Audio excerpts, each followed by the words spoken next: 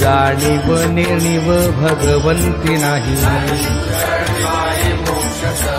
नारायण हरी उच्चार नामाचा तेथील प्रमाण नेणवे वेदाची ज्ञानदेव फळ नारायण पाठ हरिमुखे म्हणा हरिमुखे म्हणा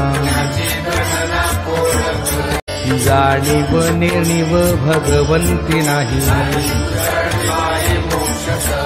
नारायण हरी उच्चार नामाचा तेथील प्रमाण नेणवे वेदाची